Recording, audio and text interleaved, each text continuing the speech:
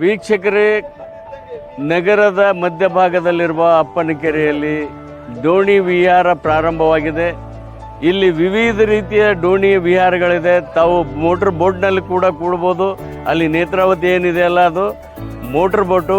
ಅದಲ್ಲದೆ ಇಲ್ಲಿ ಪೈಡಲ್ಗಾಗಿ ತಮಗೆ ಸಣ್ಣ ಸಣ್ಣ ಬೋಟ್ಗಳು ಕೂಡ ಇದ್ದಾವೆ. ತಾವೇ ಪೈಡಲ್ ಮಾಡ್ತಾ ಒಳಗಡೆ ಹೋಗಿ ತಾವೇ ಈ ಎಲ್ಲ ಏನು ಕೆರೆ ಇದೆ, ಕೆರೆಯಲ್ಲಿ ವಿಹಾರ ಮಾಡಿ ತಾವು ಬರ್ಬೋದು.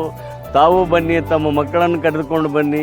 ಇಲ್ಲಿಂದ ಇಲ್ಲಿರ್ತಕ್ಕಂಥ ಈ ವಾತಾವರಣ ತಾವೆಲ್ಲರೂ ಖುಷಿಯಾಗಿ ಮನೋರಂಜನೆಯನ್ನು ಪಡೀರಿ.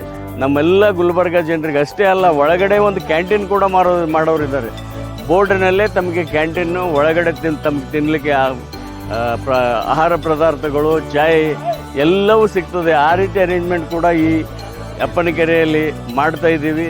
ಹೀಗಾಗಿ ಈ ಕಲಬುರಗಿಯ ಜನತೆ ಇಲ್ಲೆಲ್ಲವೂ ಬಂದು ಈ ನಮ್ಮ ಅಪ್ಪನಕೆರೆಯ ಹೃದಯ ಭಾಗದಲ್ಲಿರ್ತಕ್ಕಂಥ ಈ ನೀರಿನ ಮೇಲೆ ದೋಣಿ ವಿಹಾರವನ್ನು ಮಾಡಿ ತಾವೆಲ್ಲರೂ ಮನೋರಂಜನೆ ಪಡಬೇಕಂತ ತಮ್ಮೆಲ್ಲರಿಗೂ ಕೇಳ್ಕೊತಾ ಇದ್ದೇನೆ.